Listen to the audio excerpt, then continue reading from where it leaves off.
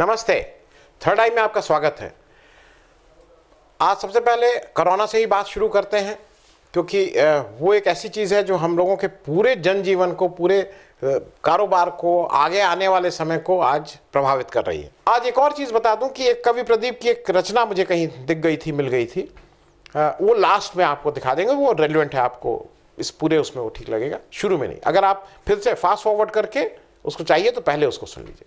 हिंदुस्तान में जिस समय मैं आपसे बात कर रहा हूँ 2,26,00,000 लोग अब तक संक्रमित हो चुके हैं।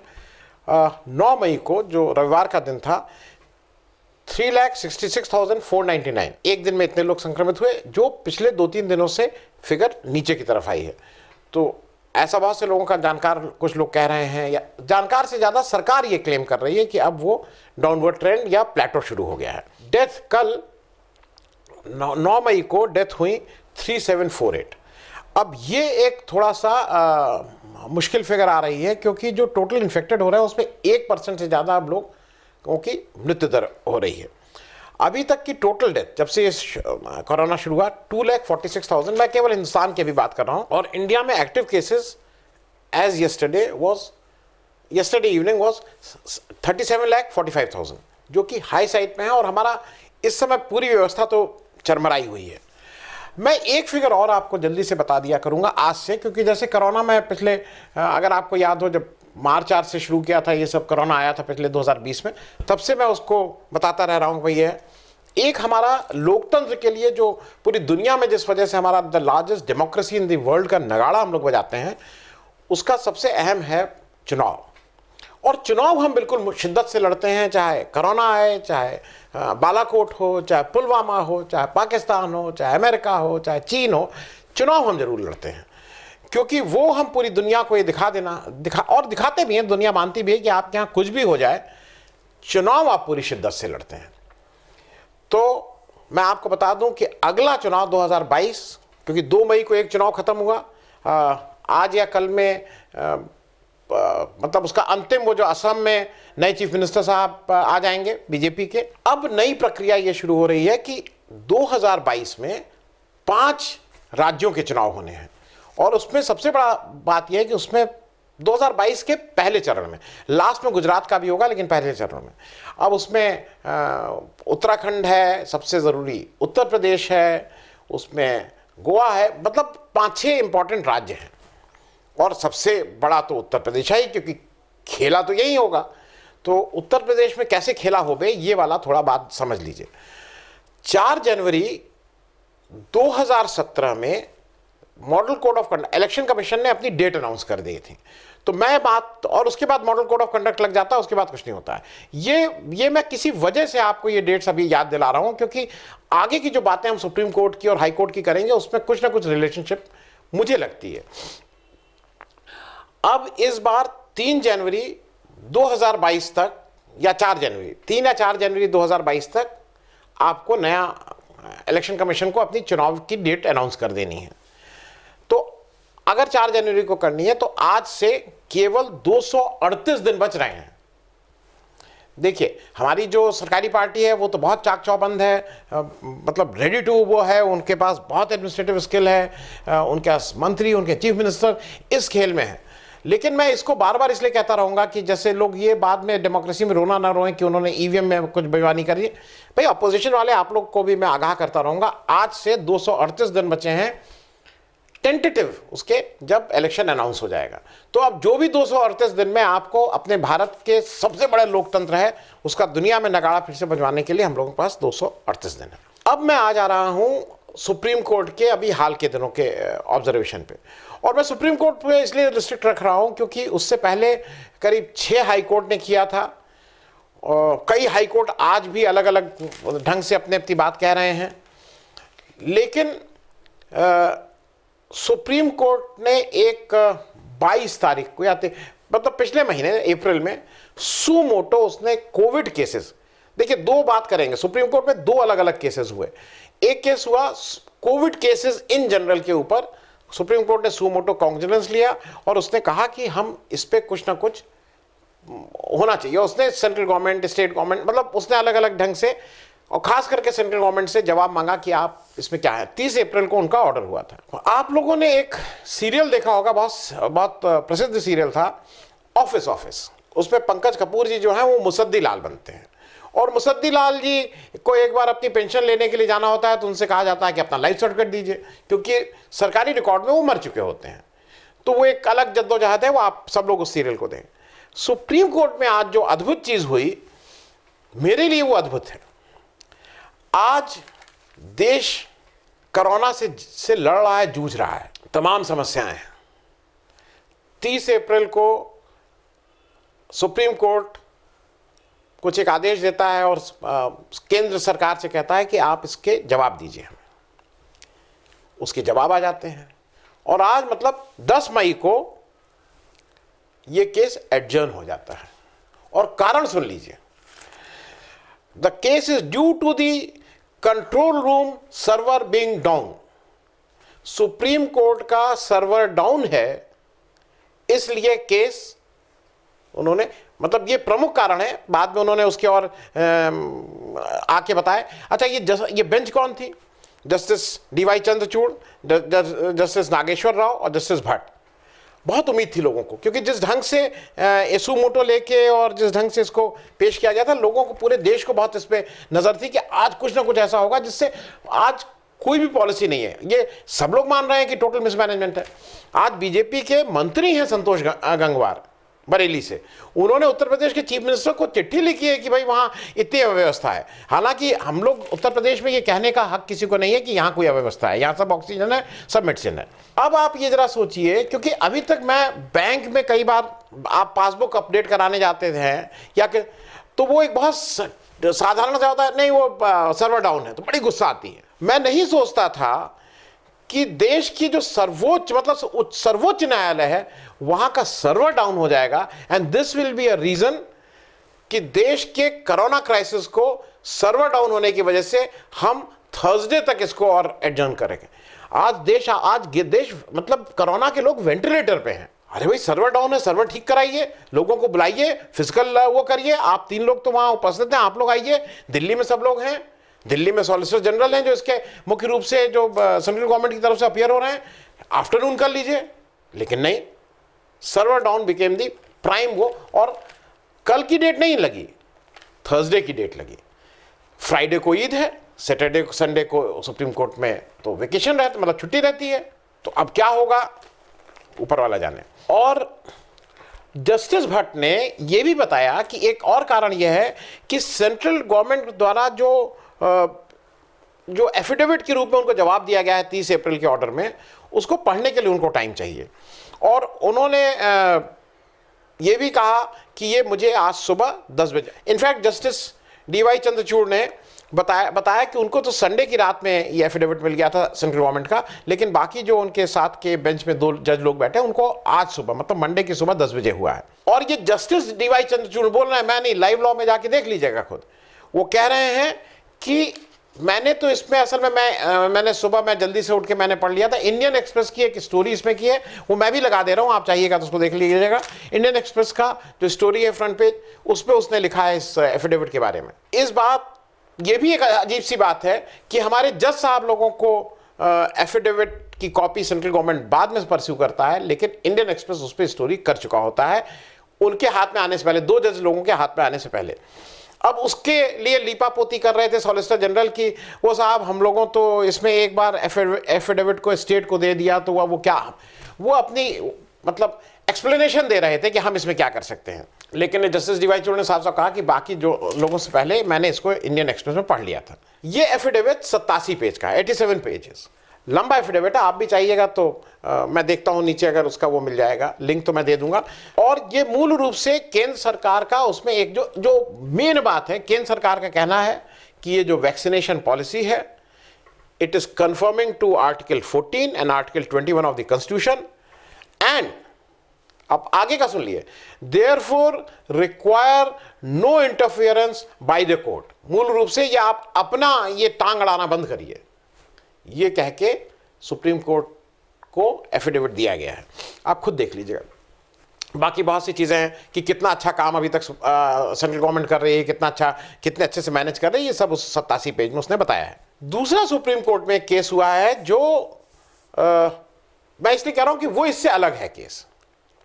सुप्रीम कोर्ट ने सैटरडे को bench led by justice Chandrachud ने एक नेशनल टास्क फोर्स बना दी to allocate oxygen distribution in the country, और मूल रूप से वो दो चीजें करेगी, इफेक्टिव मतलब वो जो पॉलिसी बनाएगी वो इफेक्टिव और ट्रांसपेरेंट होनी चाहिए। और एक इंपॉर्टेंट चीज उसमें यह है कि वो ये भी उसको देखना है ऑडिट ऑफ ऑक्सीजन कंजम्पशन।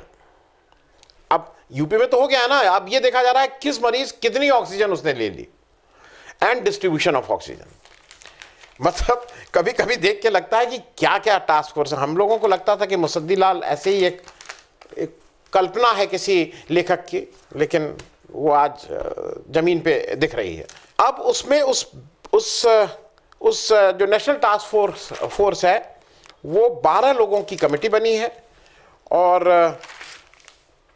मैं अब, क्योंकि ये लगेगा कि हर चीज में मुझसे, मेरे कुछ दर्शकों को लगता है और कुछ दर्शक ये कहते हैं कि भाई आप तो सरकार से ही सवाल पूछते रहते हैं। कुछ लोग ये भी कहते हैं कि आप राहुल गांधी से सवाल क्यों नहीं पूछते हैं। तो भाई राहुल गांधी सरकार नहीं है, राहुल गांधी से कैसे, लेकिन लोगों को लगता है कि नहीं, राहुल गांधी सोनिया गांधी से सवाल पूछने चाहिए। खैर ये उनकी राय है। मैं फिर भी, क्योंकि मैं अपने को रोक नहीं पा रहा हूं, ये पूरी कमेटी जो 12 लोगों की बनी है, इसमें डॉक्टर देवी शेट्टी, डॉक्टर त्रेहन, बड़े बड़े डॉक्टर जो दिल्ली में प्रैक्टिस कर रहे हैं, मेदांता, अपोलो, इनके हेड।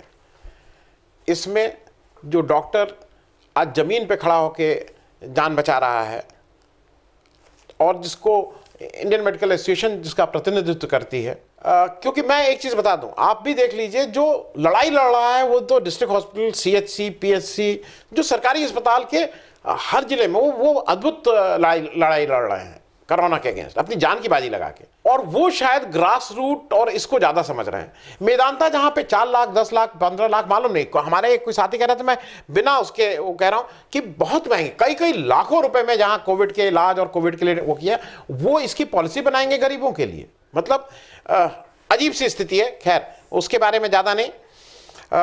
अब इसकी एक चीज और समझ लीजिए, वो इंपॉर्टेंट है।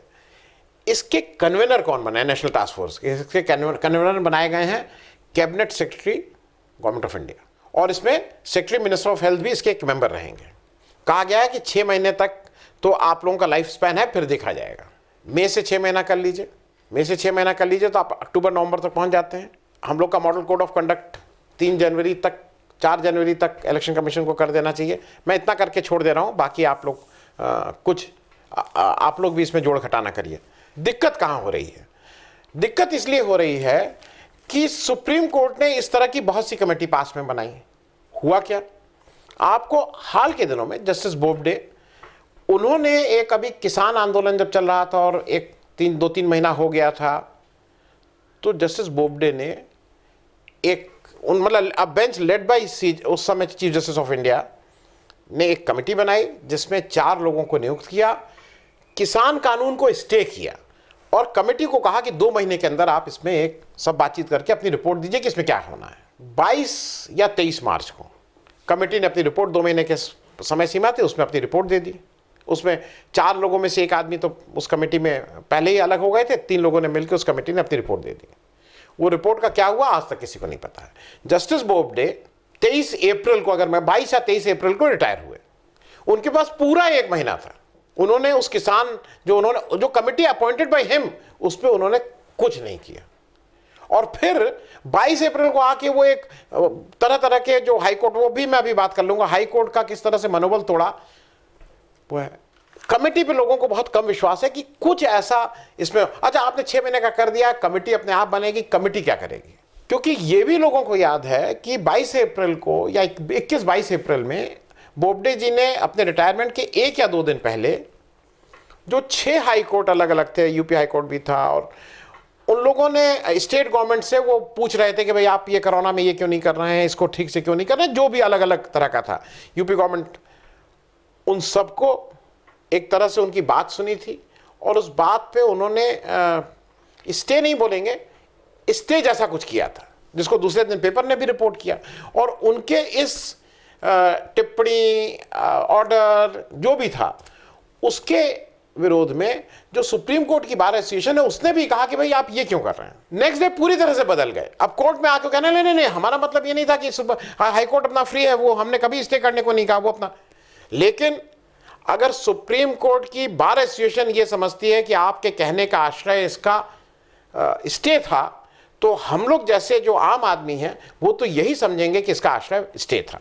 मैं आपको जल्दी से इसलिए याद दिला दूं, अब इससे हुआ क्या था। इससे उन 6 हाईकोर्ट में जो भी वो चीफ जस्टिस, मतलब जो भी वो बेंच है, उसका मनोबल गिरता है। क्योंकि हर एक आदमी, भाई ये ठीक है, हर एक कैरियर में कोई चीफ जस्टिस बनना चाहता है, कोई सुप्रीम कोर्ट जाना चाहता है, कोई आफ्टर वो किसी रेगुलेटरी अथॉरिटी का कुछ मेंबर बनना चाहता है, कोई चेयरमैन बनना चाहता है। अब जिसने जिसने ऑर्डर दिया वो तो देख लिए गए ना, अच्छा ठीक है। मैं ये बात इसलिए कह रहा हूं कि ये जरूरी बात थी। अब एक और चीज आपको याद दिला दूं, और ये याद इसलिए दिला दूं कि ये कोर्ट कैसे चलती है ये समझ लीजिए। ये देखिए, होता है कि दिल्ली हाईकोर्ट, अब वो जरूरी है कि उसमें कौन सी बेंच बैठी हो। अब आने वाले समय में तो कहा जाएगा ना कि सुप्रीम कोर्ट ने एक ऑर्डर किया था, इसमें किसान आंदोलन को स्टे किया गया, वो जस्टिस बोबडे का नाम तो नहीं आएगा ना, सुप्रीम कोर्ट का नाम ज्यादा आएगा। आपको याद दिला दूं, फरवरी 2020 में दिल्ली हाई कोर्ट के जस्टिस मुरलीधर ने एक बेंच थी जिसमें जस्टिस तलवंत सिंह भी उनके साथ बैठे थे। उन्होंने दिल्ली पुलिस को कस के, डांटा वर्ड नहीं यूज करेंगे, मतलब उसको ये कहा था कि भाई आप अपना काम ठीक से करिए, और उनसे पूछा था कि आपने बीजेपी लीडर्स जिन्होंने इलेक्शन के दौरान हेट स्पीच की थी, वैमनस्य बढ़ाने की स्पीचें दी थी, उनके ऊपर एफआईआर अभी तक क्यों नहीं हो रही है। और इत्तेफाक देखिए, जिस दिन उन्होंने ये किया उसी दिन रात में उनका ट्रांसफर ऑर्डर आ जाता है, वो दिल्ली से पंजाब हाईकोर्ट शिफ्ट हो जाते हैं। और ये भी आता है कि नहीं, ये तो 10-12 दिन पहले का ऑर्डर था, वो उस दिन, टाइमिंग जरा देख लीजिए। नेक्स्ट डे वो, और मैं इसलिए कहता हूं कि इसके बाद का लोग भूल गए थे, अगले दिन वो बेंच बैठी, 10 दिन के लिए टाइम दे दिया गया। आज आप में से और हमको कितने लोगों को ये याद है, या कितने लोगों को ये मालूम है कि वो जो जस्टिस मुरलीधर का वो जो ऑब्जर्वेशन था, जो टिप्पणी थी कोर्ट में, जो उसने पूछा था सरकार से कि आप इन लोगों के ऊपर एफआईआर कब कर रहे हैं, दिल्ली पुलिस से, खास करके दिल्ली पुलिस से, उसका क्या हुआ हमको और आपको पता है कि ये बेसिकली उसको ढकने का काम किया गया। अब एक चीज और बता दें, इस समय एक बड़ी बात चल रही है, सब लोग इसको मान रहे हैं, मतलब ये तो ऑन पब्लिक प्लेटफॉर्म लोग कह रहे हैं। जो 2-3 सुपर स्प्रेडर इवेंट हुए देश में, जो इलेक्शंस हुए, विधानसभा इलेक्शंस, पंचायत इलेक्शंस और कुंभ, और उसमें मद्रास हाईकोर्ट ने तो कहा कि भाई आप लोगों ने जो काम किया है तो आपको तो फांसी पे तक लटका, मतलब बहुत सख्त टिप्पणियां की। लेकिन क्या अभी तक किसी इलेक्शन कमीशन या किसी सरकार या किसी पॉलिटिकल नेता के ऊपर कुछ हुआ? आप डांट दीजिए, फटकार दीजिए, लेकिन कार्रवाई नहीं की गई, तो लोगों को विश्वास नहीं है। और जो मुझे अब मुझे ये लग रहा है कि ये क्यों हो रहा है। कुछ लोग ये पूछेंगे, अच्छा आप बताइए क्यों हो रहा है। क्योंकि नेतृत्व जो है इस समय वो जिम्मेदारी से बचना चाह रहा है। जैसे जो इच्छा है, जो लग रहा है कि आपने एक नेशनल टास्क फोर्स बना दी, 4-6 महीने बाद अब होगा टास्क फोर्स ने काम नहीं किया और होगा स्टेट गवर्नमेंट ने सब मिसमैनेज कर दिया। आज का टोटल मिसमैनेजमेंट का 90% जिम्मेदारी केंद्र सरकार की है, क्योंकि केंद्रीय सरकार ऑक्सीजन को कंट्रोल कर रही है, क्योंकि केंद्रीय सरकार वैक्सीन को कंट्रोल कर रही है। अब आने वाले समय में केंद्र सरकार उससे अपना पल्ला झाड़ रही है और वो स्टेट गवर्नमेंट को भी इसमें ला रही है, सिर्फ इसलिए कि 2-4 महीने बाद उसको कहने को जाएगा नहीं इन्होंने खराब किया। तो मेरा इसमें यह है कि भाई जिम्मेदारी लीजिए। ये जो सुप्रीम कोर्ट और कोर्ट को बीच में वो करके, और इसके बाद कोर्ट की बात कर लूं, कॉन्स्टिट्यूशन बिल्कुल क्लियर है, लेजिस्लेचर, एग्जीक्यूटिव और जुडिशरी का काम ये करना है कि ये एग्जीक्यूटिव ठीक से काम कर रही है कि नहीं कर रही है। अगर वो ऑक्सीजन सप्लाई ठीक नहीं हो रही है, अगर वो कोविड को ठीक से नहीं हैंडल कर रहे हैं तो आप उनसे कहिए कि कैसे ठीक करो। आप नेशनल टास्क फोर्स बना के आप क्यों कर रहे हैं इस काम को? आप तो एग्जीक्यूटिव से कहिए कि भाई तुम अपना वो दो, कागज दो, कैसे करोगे इसको, तुम ऑक्सीजन कैसे करोगे, आप क्यों इसमें पड़ रहे हैं? अंत में चलते चलते, जैसे मैंने शुरू में कहा था, एक कवि प्रदीप की रचना है 1961 की, आज से करीब 60 साल पहले। अब या तो वो भविष्यवक्ता थे या उन्होंने आगे का देख सकते थे। वो 1961 में तो कितनी रेलेवेंट थी, आज भी उतनी ही मौजूद है।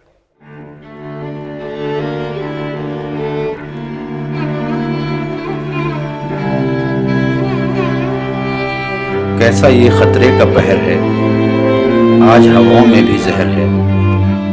कहीं भी देखो बात यही है, हाय भयानक रात यही है। मौत के साए में हर घर है, कब क्या होगा किसे खबर है। बंद है खिड़की, बंद हैं द्वारे, बैठे हैं सब डर के मारे। क्या होगा इन बेचारों का, क्या होगा इन लाचारों का। इनका सब कुछ खो सकता है, इन पे हमला हो सकता है। कोई रक्षक नजर न आता, सोया है आकाश पे दाता।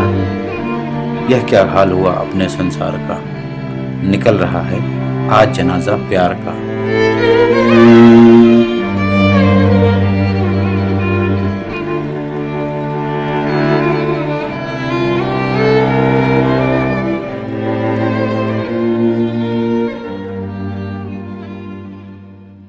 अगर आपको दी पब्लिक के कार्यक्रम पसंद आते हैं तो इन्हें लाइक करें।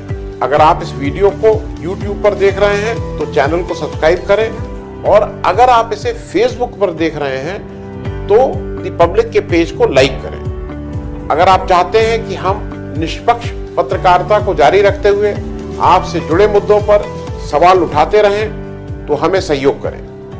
आपका छोटा से छोटा सहयोग भी इस मुहिम को जारी रखने में हमें ताकत देगा। डोनेट करने के लिए डिटेल्स जो हैं वो डिस्क्रिप्शन बॉक्स में दी गई हैं। धन्यवाद।